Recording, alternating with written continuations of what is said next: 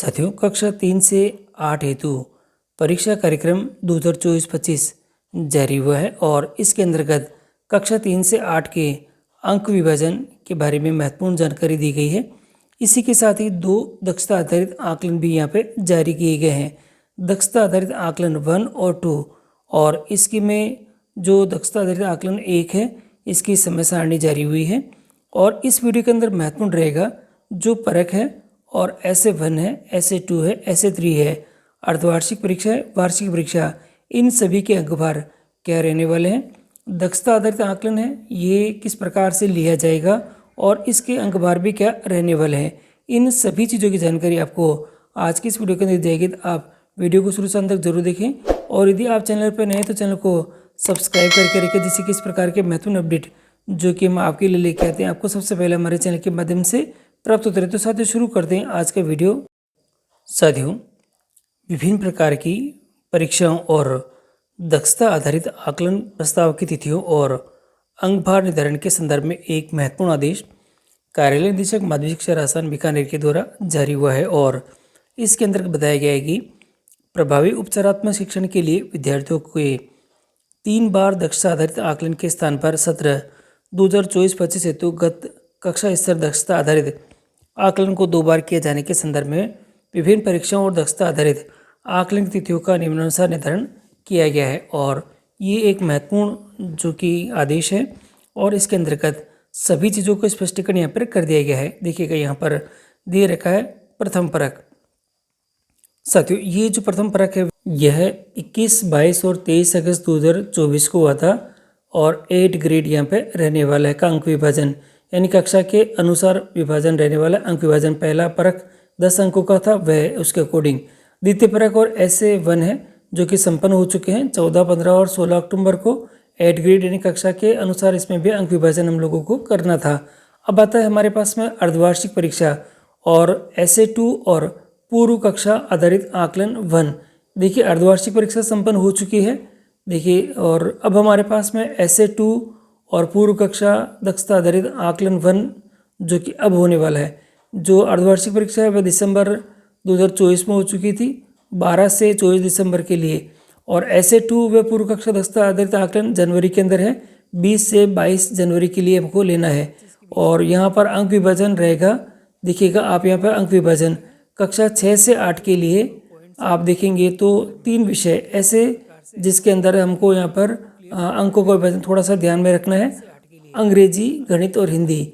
देखिए, इसमें 20 अंक का पूर्व कक्षा दक्षता आधारित आकलन है, वह लेना है जो कि अभी आपको यहाँ पे लेना होगा और 50 अंक का आपको यहाँ पे 8 ग्रेड यहाँ पे रहने वाला है। इसी तरह से कक्षा 6, 7, 8 के लिए जो कि अंग्रेजी, गणित, हिंदी के अतिरिक्त जो शेष विषय हैं उसमें पूरे 17 अंक का रहेगा जो कि कक्षा के अनुसार यहाँ पे रहने वाले हैं। कक्षा 3 से 5 के लिए अंग्रेजी, गणित और हिंदी हेतु 8 ग्रेड के अनुसार, यानी जिस कक्षा है उसके अनुसार के साथ पूर्व कक्षा दक्षता आधारित आकलन 1 लेना है ऐसे 2 के साथ में। तो ऐसे 1, 2 भी होगा और जो दक्षता आधारित आकलन 1 है वह भी रहेगा जो कि आपके पास में 20 अंकों का यहाँ पर रहने वाला है। और 3 से 5 के लिए अंग्रेजी, गणित, हिंदी के अतिरिक्त जो विषय उसमें 8 ग्रेड रहेगा ऐसे 2 के अनुसार, यानी इसमें दक्षता आधारित आकलन यहाँ पे नहीं है, केवल जो अंक विभाजन है उसके अनुसार है। शेष विषय का भी आप यहाँ पे देख सकेंगे और इसी तरह से आप यहाँ पर शेष जो अंक है वो तो आपको देखना ही है। अब देखिए, तीसरा जो परख है उसमें इसमें भी जो 8 ग्रेड के अनुसार यहाँ पे ये रहेगा। अब हमें देखनी है वार्षिक परीक्षा और कक्षा देखेंगे। देखिए, वार्षिक परीक्षा अब हमको जो कि देखनी है, इसमें ऐसे 2 जो वार्षिक परीक्षा है उसके बारे में, और ये थोड़ा सा ज़्यादा महत्वपूर्ण रहने वाला है क्योंकि आगामी समय में वार्षिक परीक्षा और ऐसे 2 का और ऐसे 3 का आयोजन यहाँ पे होने वाला है। और यहाँ दे रखा है जो कि इसके अंदर है, सबसे पहले वार्षिक परीक्षा है, ऐसे 3 है और पूर्व कक्षा दक्षता आधारित आकलन यहाँ पे जो कि सेकेंड रहने वाला है। अप्रैल 2025 में ये संभावित है और 24 अप्रैल से 8 मई 2025 तक ये रहेगा। और इसके अंदर जो अंक विभाजन है वह कुछ इस प्रकार से आपको देखने को मिल जाएगा। इसके अंदर पहला दे रखा कक्षा 6 से 7 के लिए अंग्रेजी, गणित, हिंदी हेतु 20 अंक का पूर्व कक्षा दक्षता आधारित आकलन है तथा और यहाँ जो 80 अंक का एड ग्रेड यानी कि जो एग्ज़ाम होगा वह रहेगा। तो दो तरह से यहाँ पे रह जाएगा। पूर्व कक्षा दस्ता जो आधारित आकलन है वह 20 अंक का है, और इसी के साथ ही आपको देखने को मिलेगा 80 अंक का जो कि आपको पेपर है वह है साथियों। और कक्षा 6 से 7 के लिए अंग्रेजी, गणित, हिंदी के अतिरिक्त जो 3 विषयों के में पूरे 100 अंक का एड ग्रेड रहेगा साथियों। यहाँ एड ग्रेड का अर्थ हम ये समझेंगे कि कक्षा के अनुसार जो विषय है वह सभी है। और इसी के साथ ही हम देखेंगे अगला, कक्षा 3 से 4 के लिए अंग्रेजी, गणित और हिंदी हेतु एड ग्रेड के स्थान के साथ पूर्व कक्षा दस्ता आधारित आकलन जो कि 2 है, यानी ऐसे 3 के अनुसार यहाँ पे लेना होगा। तो ये बहुत ही महत्वपूर्ण रहेगा कि दो दो चीज़ें इसमें यहाँ पे शामिल रहेगी। इसी के साथ ही यहाँ पर दे रखा है कक्षा 3 से 4 के लिए अंग्रेजी, गणित, हिंदी के अतिरिक्त विषय में 8 ग्रेड जो कि ऐसे 3 का अनुसार यहाँ पे रहेगा, और शेष कक्षाओं और विषयों में पूर्ववत के अंक रहेंगे। और कक्षा 5 और 8 में तो बोर्ड के एग्ज़ाम है, इसलिए उनको यहाँ पे शामिल नहीं किया गया है। देखिए यहाँ पे कुछ और डिटेल्स भी दे रखी है जो कि महत्वपूर्ण रहेगी, और एक एक करके हम यहाँ पे उसको भी देख लेते हैं।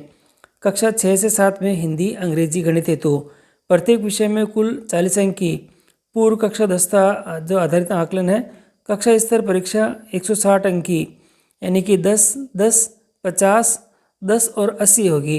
इस प्रकार प्रत्येक विषय के कुल अंकों का योग 200 अंक यहाँ पे रहेगा, जो कि महत्वपूर्ण रहेगा आप सभी के लिए साथियों। और इसी के साथ ही आप कक्षा 6 से 7 में हिंदी, अंग्रेजी, गणित के अतिरिक्त शेष विषयों में प्रत्येक विषय में 200 अंकों का यहाँ पे रहेगा। इसमें 10, 10, 70 और 10 और 100 अंकों की यहाँ पे रहेगा। देखिए 40 अंकों का यहाँ पे मैंने बता ही दिया है। इसमें ये 10, 10, 50, 10 और 80 दे रखे थे, और नीचे भी दे रखे हैं। 200 अंकों का यहाँ पे पूर्णांक टोटल रहेगा। तो यहाँ पर 2 भाग अपने पास में यहाँ पे देखने को मिल रहे हैं।